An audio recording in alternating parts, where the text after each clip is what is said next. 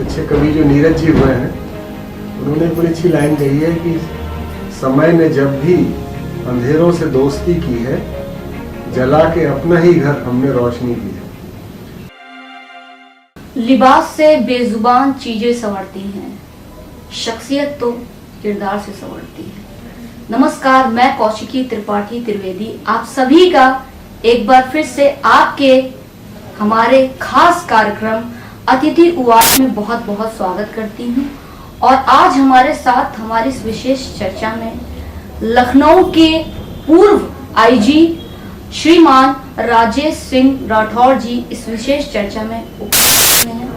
Sir, बहुत बहुत स्वागत है आपका हमारे शो में। पहला तो यही कि फर्रुखाबाद से और लखनऊ के आईजी तक का ये सफर आपका कैसा है? जी, बहुत बहुत धन्यवाद आपका इस अच्छे कार्यक्रम के लिए, और आपके जो शीर्षक हैं, जो आपकी भावना है, वो बहुत प्रशंसनीय है। मुझे ये बताना है कि मैं गांव से जमीन से जुड़ा हुआ हूँ, और हम लोग फर्रुखाबाद डिस्ट्रिक्ट में हमारा एक गांव है खिमसेपुर जी, हम लोग वहाँ के निवासी हैं। मेरा जन्म भी गांव में हुआ। उसके बाद मेरे पिताजी राजकीय सेवा में थे, वो विभिन्न शहरों में जहाँ जहाँ उनका ट्रांसफर हुआ पढ़ते रहे।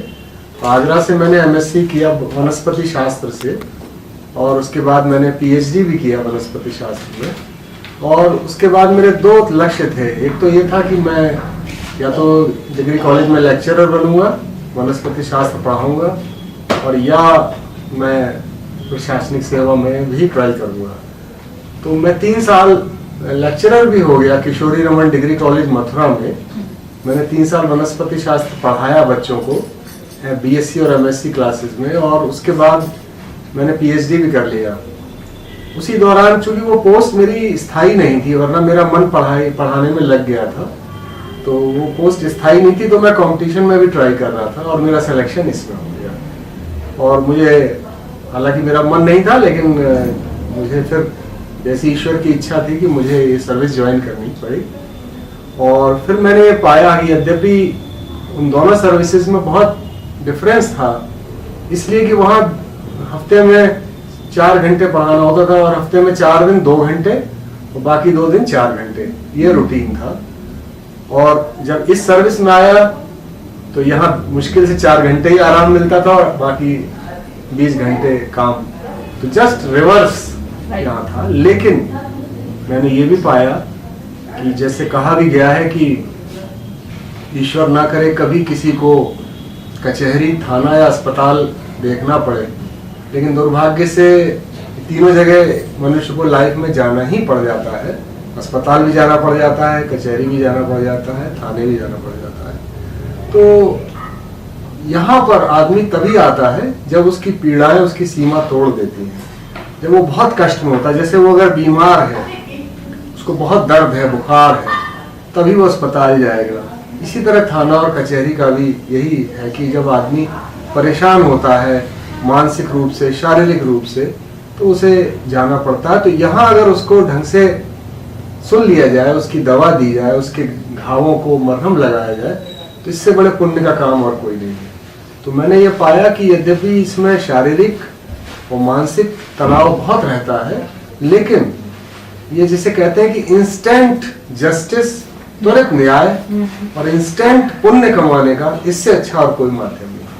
क्योंकि अगर आप किसी के आंसू पहुंच देंगे, एकदम से रो रहा है, पुलिस के पास इतनी क्षमता है, इतनी पावर्स हैं, कानून ने इतनी पावर्स दी हैं कि आप इमीडिएटली किसी की मदद कर सकते हैं। इंस्टेंट जस्टिस, और फिर उसी से इंस्टेंट पुण्य। जब उस आदमी की आपको दुआएं मिलेंगी, तो उससे बड़ी चीज, तो इससे बड़ी और कोई चीज नहीं। तो मैंने ये पाया कि ये अगर दुआ लेनी है आपको दुनिया की, और आपको ईश्वर की कृपा चाहिए, और सेल्फ की संतुष्टि चाहिए, तो इससे अच्छा और कोई जॉब नहीं है। तो मैंने ये महसूस किया। जाहिर तौर पर जब तक आपका इसमें सिलेक्शन हुआ होगा तो परिवार वालों को, हालांकि उतनी खुशी जब आप लेक्चरर बने होंगे उतनी, लेकिन जब आपका यूपीएससी में सिलेक्शन हुआ तो जाहिर तौर पर वो अनुभव कैसा था, वो बताइए जरा। हाँ, निश्चित रूप से मैंने अपने जो मेरे गाइड थे, जिनके अंदर मैंने पीएचडी किया, मैंने उनसे यही कहा कि मैं तो अब लेक्चरशिप में रहना चाहता हूँ। तो उन्होंने मुझे समझाया कि नहीं बेटा, मैं उनको अभी भी प्रणाम करता हूँ, हालांकि अब वो इस दुनिया में नहीं है, पर उनका बड़ा मेरे ऊपर स्नेह था। तो उन्होंने मुझसे कहा, नहीं बेटा, तुम इसमें जाओ, इसमें तुम्हें और नाम और यश कमाने का अवसर मिलेगा, और फिर मैंने मदर से पूछा, चूंकि मैं मेरी माँ बड़ा, पिताजी तो जल्दी चले गए थे लेकिन माँ मेरे साथ थी, उनका भी आदेश लिया तो उन सबका यही कहना था कि नहीं, ये इसमें सम्मानजनक और तुमको आगे यश की संभावना है, इसलिए ज्वाइन करो। मेरी पत्नी ने, मेरे परिवार ने फिर मुझे यही सजेस्ट किया और सब बड़े खुश भी थे, क्योंकि ये कठिन कंपटीशन होता है, लाखों लोगों में आप सेलेक्ट हुए, ये ईश्वर की कृपा है। तो फिर हमने इसी सर्विस को ज्वाइन किया। सर, एक क्वेश्चन बहुत से आईपीएस जो होते हैं उनसे पूछते रहते हैं, आपसे भी एक सवाल मेरा सेम है कि आप नेक्स्ट जनरेशन में अपने यहाँ की नेक्स्ट राजेश सिंह राठौर को देखते हैं?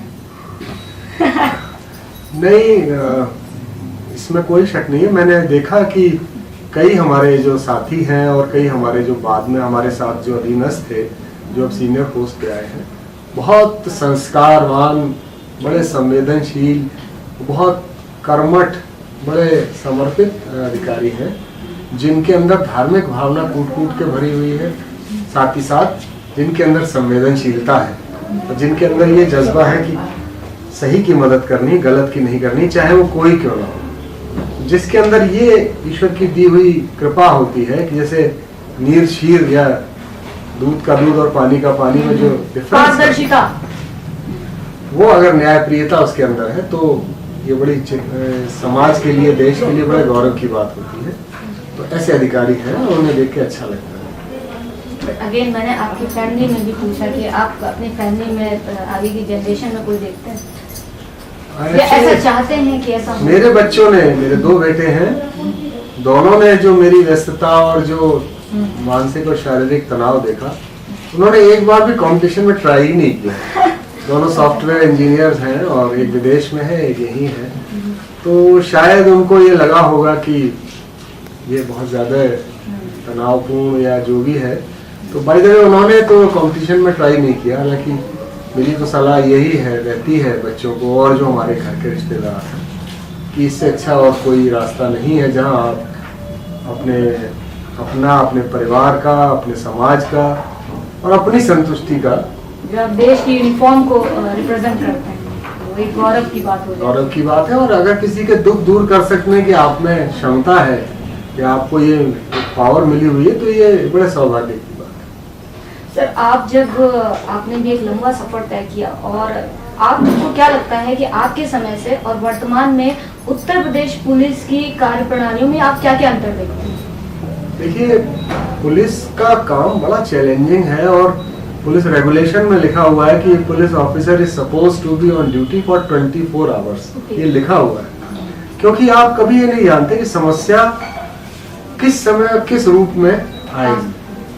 हमें याद है कि एक बार हम रात के 2 बजे घर लौटे, यही लखनऊ में एसपी सिटी थे, कपड़े ही चेंज कर रहे, तब तक कोई घटना हुई। फिर पहन के तुरंत, जाड़े के दिन थे, फिर भागे, 4 बजे लौटे, फिर कपड़े चेंज कर रहे, तब तक फिर किसी घटना की सूचना आ गई, फिर चले गए, तो सुबह 8:30 बजे लौटे। और ऐसे ही एक बार लखनऊ में एक प्रॉब्लम आ गई थी पुराने शहर में, उस समय हमने ब्रश भी नहीं किया था, सवेरे सवेरे की घटना थी। ऐसे ही भागते हुए चले गए और अगले दिन आके हमने, यानी 24 घंटे बाद आके ब्रश किया। तो ऐसी समस्याएं आती हैं और उस दृष्टिकोण से हमेशा चौकन्ना रहना, चौबंद रहना, हमेशा प्रॉब्लम को दूर से देखकर उसकी समाधान पहले से करके रखना, ये पुलिस का एक बड़ी रणनीति, हमेशा समस्याओं से लड़ाई चलती रहती है। और जो अपराधी है या अपराधी तंत्र है या जो असामाजिक तत्व है, वो भी रिसर्च करते रहते हैं कि हम किस तरह से, किस समय अगर हम कोई घटना करेंगे तो उस समय हम सफल होंगे। तो ये लड़ाई अच्छाई और बुराई की हमेशा चलती रहती है। और आप देख रहे हैं कि अब साइबर क्राइम आ गया है। अभी आज न्यूज में आया कि चाइना ने इंडिया के सारे पावर हाउस को हैक करने का प्रयास किया। ऐसे नए नए अपराध आ गए हैं, तो उनसे निपटने के लिए उसी तरह की फिर हमारी तैयारी होनी चाहिए। तो बड़ी खुशी की बात है कि पुलिस का जो तंत्र है, अब मॉडर्नाइजेशन के नाम पर बहुत सुविधाएं उनको दी गई हैं और बहुत ज़्यादा वो इसमें चाक चौबंद भी हो गए हैं। और हमारा जो साइबर क्राइम है या जो फिर दूसरे जो महिलाओं के प्रति अपराध हैं, उनके बारे में महिला सशक्तिकरण विभाग अलग हो गया है। और इसके अलावा जो पेट्रोलिंग के लिए बहुत अच्छी अच्छी हमारी नए इक्विपमेंट्स आ गए हैं, ड्रोन्स मिल गए हैं, पेट्रोल कार्स मिल गई हैं, महिलाओं की सुरक्षा के लिए पिंक बूथ बन गए हैं। तो उस दृष्टिकोण से निरंतर प्रगति हो रही है और ये प्रशंसनीय है, क्योंकि जिस स्पीड से अगर अपराधी या अपराध होने की संभावना है, उसी स्पीड से हम भी उसमें मोर्चा लेने के लिए तैयार हैं। तो वो बहुत अच्छा प्रयास है और गवर्नमेंट भी बहुत कंसर्न है, सेंट्रल गवर्नमेंट भी, स्टेट गवर्नमेंट भी, और उसी वजह से जनता की सुरक्षा भी हो रही है और जनता की दुआएं भी मिल रही है। सर, आपके अकॉर्डिंग यूपी पुलिस में जैसे कि पूर्व में बात हुई, कार्य प्रणालियों में बात हुई, बहुत सी चीज़ें निरंतर बढ़ती जा रही हैं अच्छे विकास के लिए, लेकिन अगर मैं आपसे एक क्वेश्चन करूं कि आपके अकॉर्डिंग, क्योंकि यूपी पुलिस की छवि कहीं ना कहीं थोड़ी सी लोगों की, जनता के उससे देखा जाए, छवि के अकॉर्डिंग देखा जाए तो कहीं ना कहीं उस छवि में थोड़ी सी कंट्रोवर्सी रहती है। आपके अकॉर्डिंग यूपी पुलिस की छवि को सुधारने के लिए अगर एक दो पॉइंट्स आपके अकॉर्डिंग हम जानना चाहें तो क्या? देखिए, आपने बिल्कुल सही कहा, और जैसे कि एक परिवार में हर तरह के मेंबर्स होते हैं, कुछ शरारती होते हैं, कुछ बहुत धर्मनिष्ठ होते हैं, कुछ बड़े मेहनती होते हैं, कुछ मीडियोकर होते हैं। तो पुलिस भी एक बहुत बड़ा विभाग है और ये विश्व का सबसे बड़ा, जिसे कहते हैं, एक संगठन उत्तर प्रदेश में है। इतना बड़ा फोर्स और कोई नहीं है कहीं भी। तो जिसमें दसियों लाख लोग हों, तो उसमें गड़बड़ करने वाले या थोड़े से शरारती या उच्छृंखल या सामाजिक तत्वों का होना भी बहुत स्वाभाविक है। यद्यपि पुलिस की जो ट्रेनिंग है और जो रेगुलेशन है और जितने पनिशमेंट पुलिस में है, उतने और किसी में नहीं है। मतलब पैटी पनिशमेंट मिल जाता है अगर आप वर्दी ठीक से नहीं पहने, अगर आपके बटन खुले हुए हैं या आपकी दाढ़ी बढ़ी हुई है, इस बात पे भी पनिशमेंट मिल जाता है। तो इसका पर्पज यही रहता है कि आदमी अनुशासित रहे, डिसिप्लिन रहे। ये हम लोगों को ट्रेनिंग में सिखाया जाता है। पर फिर भी ऐसे लोग निकल आते हैं जिनके संस्कार अच्छे नहीं होते, जहाँ एक तरफ लोग दुआ ले लेते हैं लोगों की। कई ऐसे अनुभव हैं हमारे, जिसमें उन्होंने कहा कि बहनों ने कहा कि हम तुम्हारे राखी बांधेंगे, तुमने हमारी इज्जत बचाई, हम आपकी राखी बांधेंगे, और आज तक वो राखी भेजती हैं, आज तक फोन करती हैं। तो जहाँ एक तरफ दुआ लेने का इतना अच्छा मौका है, वहीं लोग बददुआ भी ले लेते हैं। तो इसका तरीका एकमात्र ये है जो हम लोगों ने भी शुरू किया, और मैं बड़ी खुशी हो रही है, कम्युनिटी पुलिसिंग का जो एक एस्पेक्ट शुरू हुआ है, वो एक बहुत अच्छा एस्पेक्ट है, जिसमें कि जनता पुलिस के पास जाने में या डॉक्टर के पास जाने में संकोच करती है। वो तभी आती जब बहुत एक्सेस हो जाए, लेकिन वो पुलिस से आशाएं भी रखती है कि हमसे हमारा ध्यान रखे और पुलिस वाला हमसे बात करे। वो बात करने में डरते हैं कि हमसे अशिष्टता ना हो जाए। जहां पब्लिक 2 कदम आगे चलती है, पुलिस 2 कदम आगे चलती है, और ये बैरियर संकोच का, भय का टूट जाता है, दोनों के हाथ मिल जाते हैं, वहां इतना अच्छा तालमेल हो जाता है कि लोग बताते हैं कि सर हमारा नाम ना आए, लेकिन यहाँ देखिए सर, वहाँ शाम के समय पान की दुकान पे लफंगे खड़े होते हैं जो कमेंट्स करते हैं, या सर वहाँ पे गलत शराब बिक रही है, या यहाँ पर रात में शराब पी के लोग शोर करते हैं, ऐसी बातें, या यहाँ पर संदिग्ध लोग रात में घूमते हैं, चोरी का डर रहता है। तो इस तरह से जब बिल्कुल दोनों में आत्मसात हो जाते हैं, तो अपराध भी नहीं होता, सारा कंफ्यूजन दूर हो जाता है, और एक आदर्श, एक भय रहित बहुत अच्छी व्यवस्था हो जाती है। तो ये एस्पेक्ट बहुत जरूरी है, और मुझे बड़ी खुशी है, मैं देख रहा हूँ जो यहाँ पे पुलिस कमिश्नर सिस्टम है और अन्य जनपदों में भी, कि यहाँ पे अब चौपाल लगना शुरू हो गई, जो हम लोग भी किया करते थे कि मोहल्लों में जाके, कॉलोनीज में जाके चौपाल हो रही है। चौपाल हो रही है किसी एक सार्वजनिक स्थान पे, वहाँ लोग आ रहे हैं, फ्रीली बात कर रहे हैं। उनको लगता है कि पुलिस वाले तो बिल्कुल हमारे जैसे ही हैं, हम जैसे हमारे दिल की दर्द दूर करने की बात कर रहे हैं, तो उनका भय मिट जाता है और फिर एक बहुत अच्छी व्यवस्था, सुरक्षा वाली हो जाती है। ये बहुत अच्छी बात है। सर, आपने अभी कमिश्नरेट सिस्टम की बात की, आपको क्या लगता है कि कमिश्नरेट सिस्टम के बाद ये कितनी प्रभावी हुई, क्या क्या इससे फायदे हुए हैं? देखिए, चूंकि मैं यहाँ पर एसपी सिटी वेस्ट रहा, एसपी सिटी ईस्ट रहा, फिर मैं यहाँ डीआईजी रहा, फिर आईजी भी रहा, इसके अलावा मैं यहाँ पीएससी में भी रहा, सीआईडी में भी रहा, इंटेलिजेंस में भी रहा। तो लखनऊ में मेरा काफी टाइम बीता है। लखनऊ प्रदेश की राजधानी है और यहाँ पर आए दिन, क्योंकि मैं एसपी ईस्ट भी रहा, यहाँ विधानसभा और सभी कुछ है, आए दिन यहाँ पे कभी किसी प्रदर्शन, कभी किसी का प्रदर्शन, कभी आशा बहू आ रही है तो कभी शिक्षा मित्र आ रहे हैं। निरंतर यहाँ पर धरना प्रदर्शन, लॉ एंड ऑर्डर की प्रॉब्लम रहती है। साथ ही यहाँ पर शिया सुन्नी के बहुत सारे जुलूस हैं, जो एक बड़ा फंडामेंटल विरोध है, तो उसको देखते हुए बड़ा संवेदनशील है। और अगर राजधानी में कुछ गड़बड़ हो जाता है तो उससे प्रदेश की बहुत पूरी बदनामी होने लगती है, और लोग कमेंट करने लगते हैं कि जब राजधानी में ही ऐसा हो रहा है तो और क्या कहा गया। तो ये सारी चीजें मैंने महसूस की। तो उसमें बहुत सी बातों में पुलिस को मजिस्ट्रेट्स पर या अन्य डिपार्टमेंट्स पे आश्रित रहना पड़ता था, और तब जाके वो कड़ी जुड़ पाती थी। तो कभी कभी उसमें जरा सा भी विलम्ब हो जाने से वो चीजें विकराल रूप ले लेती थी। तो जिसे कहते हैं कि एक बिल्कुल सीमलेस व्यवस्था, जिसमें टाका ना हो, सीमलेस व्यवस्था हो, उसकी वजह से प्रदेश के अन्य स्थानों में जैसे बम्बई है, चेन्नई है, अहमदाबाद है, दिल्ली है, इन सब जगहों पर पुलिस कमिश्नरेट सिस्टम बहुत पहले से है।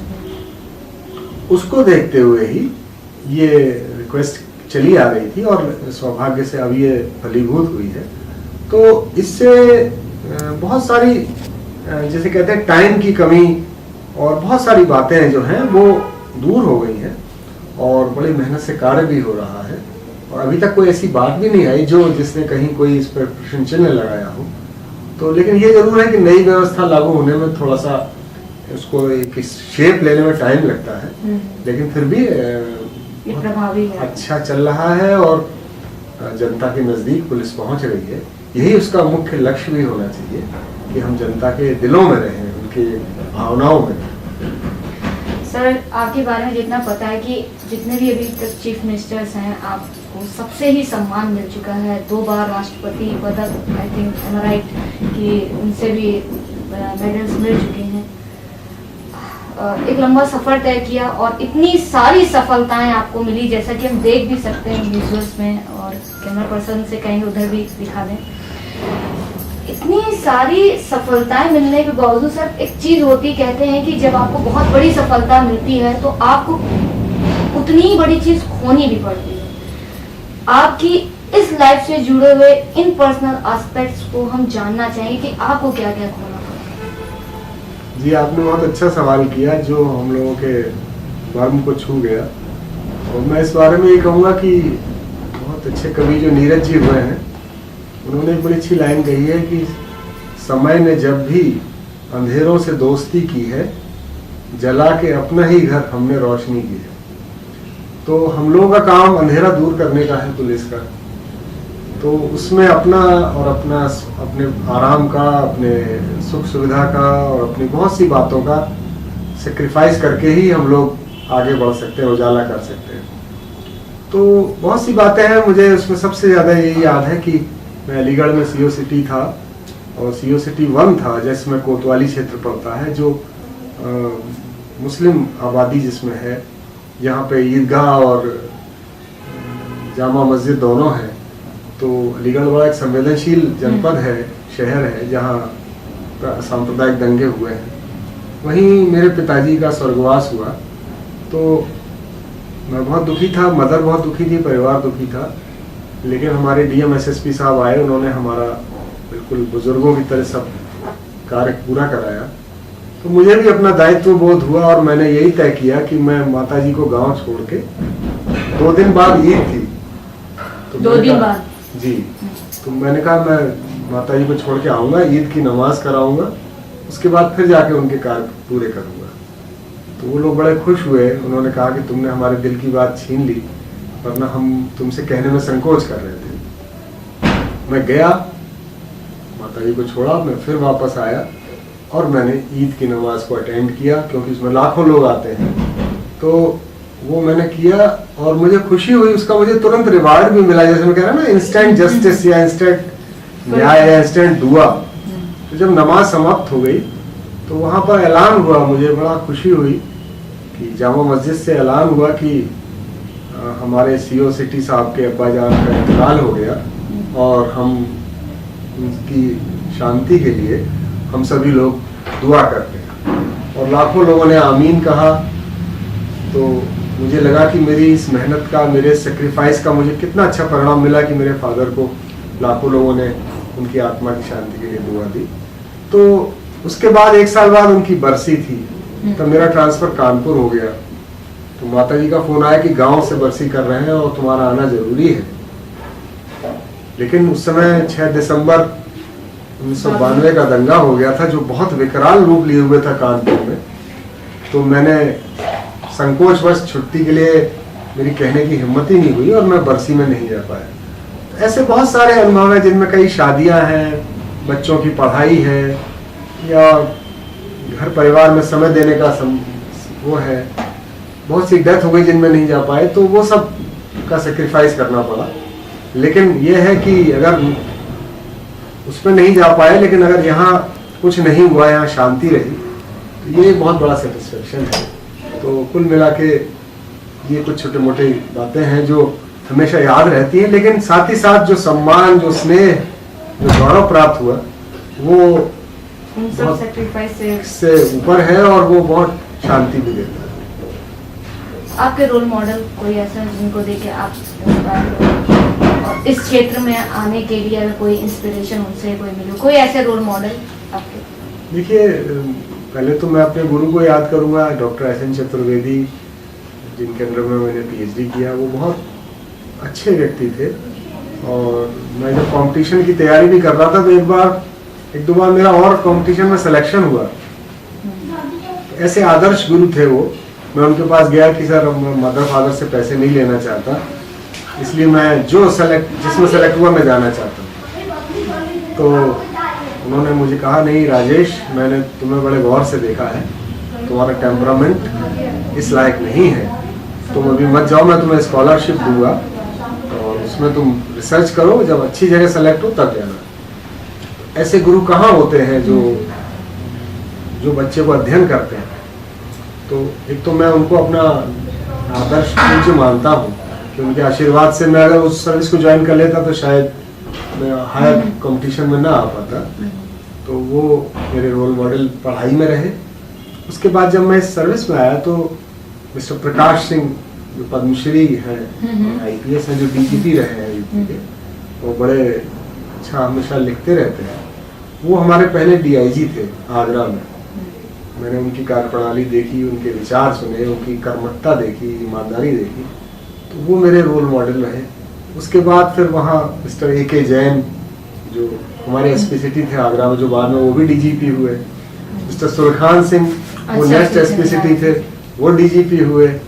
फिर मिस्टर VK सिंह हैं, मिस्टर विनोद कुमार सिंह, जिनकी वाइफ भी मिसेस पूर्णिमा सिंह, वो भी IPS है, दोनों हस्बैंड वाइफ IPS है। ऐसे आदर्श लोग मिले जो काम करने में माहिर थे, जिनके अंदर संवेदना थी, और जो बिल्कुल ट्रांसपेरेंट, साफ सुथरे लोग जिसे कहना चाहिए। तो ऐसे बहुत से अधिकारी मुझे मिले, ऐसे बहुत से साथी मिले जिनसे मैंने काम सीखा। और फिर मैंने, जैसे कहते हैं कि जब बच्चा होता है उसको गीली मिट्टी कहा जाता है, उसको जैसे सांचे में रख दीजिए उसी वो शेप ले लेगा।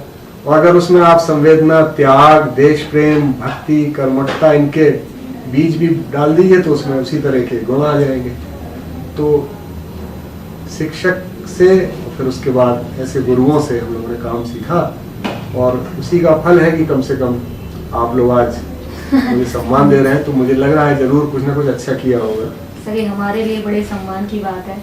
और सर, अंत में हम चाहेंगे कि आप जो आज की जो जनरेशन है, जो पुलिस सेवा में जो आना चाहती हैं, उन स्टूडेंट्स के लिए हम चाहते हैं हमारे शो के माध्यम से कोई संदेश दें। नहीं, मैं तो यही कहूँगा कि अगर आपको इंस्टेंट न्याय, इंस्टेंट किसी का दुख दूर करने का जज्बा अगर आपके अंदर है, तो इससे अच्छा और कोई माध्यम नहीं। वरना और डिपार्टमेंट तो सभी अच्छे हैं, लेकिन किसी के इमीडिएट आंसू पहुंचने का, किसी से इमीडिएट दुआ लेने का, इससे अच्छा माध्यम और कोई नहीं हो सकता। तो मैं तो यही कहूँगा।